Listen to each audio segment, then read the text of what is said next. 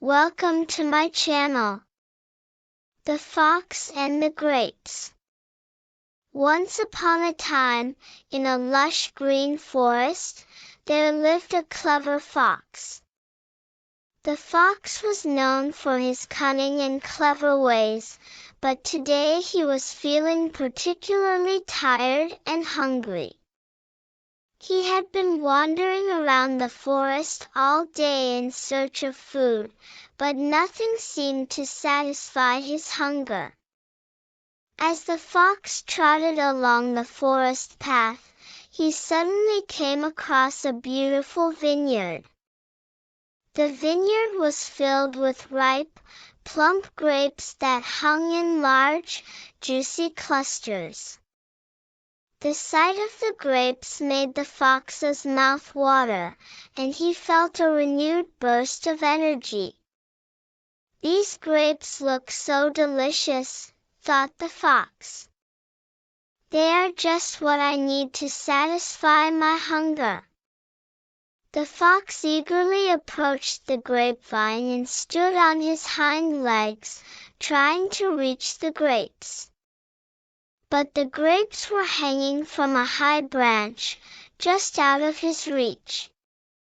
The fox jumped as high as he could, but each time he missed the grapes by just a little. The determined fox didn't give up easily.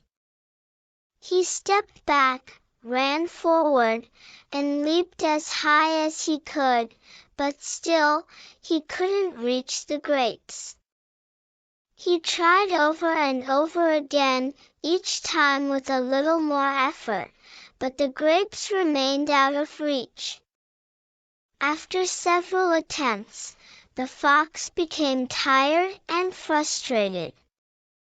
He sat down under the vine, panting and thinking about what to do next. As he rested, he looked up at the grapes, which seemed to be taunting him from above. Finally, the fox got up, dusted himself off, and turned away from the vineyard. As he walked back into the forest, he said to himself, "Those grapes are probably sour and not worth eating anyway." The fox convinced himself that the grapes were not as desirable as they had seemed at first, and with that, he continued on his way, leaving the vineyard behind. Moral of the story: grapes are sour. It's easy to criticize or belittle something we want but cannot have, rather than admitting our own limitations or failures. This longer version of the story allows children to see the persistence of the fox, but also his reluctance to accept failure, leading to the important lesson that one should not let frustration cloud their judgment. Once in a lush forest, a cunning fox lived near a flowing river. The fox was known for his clever tricks, and he often enjoyed outwitting the other animals. One day, he came across a tall and graceful crane, who had just moved into the area. Wanting to show off his hospitality and his wit, the fox invited the crane over for dinner. The crane, who was polite and curious, accepted the invitation. She had heard tales of the fox's cleverness, but hoped for a friendly dinner. The fox prepared a delicious soup, full of rich flavors and aromas, and served it in a shallow dish. When the crane arrived, she admired the smell of the soup, but was puzzled by the way it was served.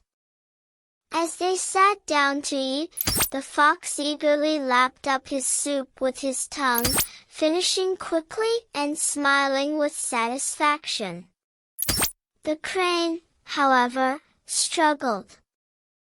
Her long beak could not scoop up the soup from the shallow dish, and try as she might, she couldn't get more than a drop or two.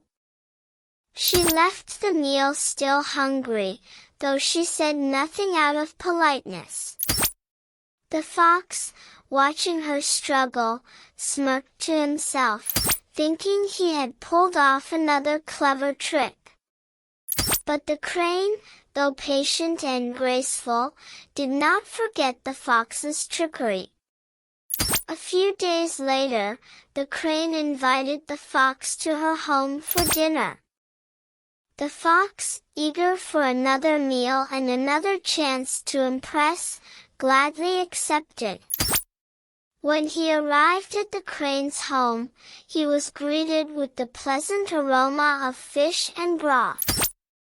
The crane had prepared a tasty stew, which she served in a tall, narrow-necked jar. The fox's eyes widened in anticipation, but when the meal was served, he realized he was in trouble.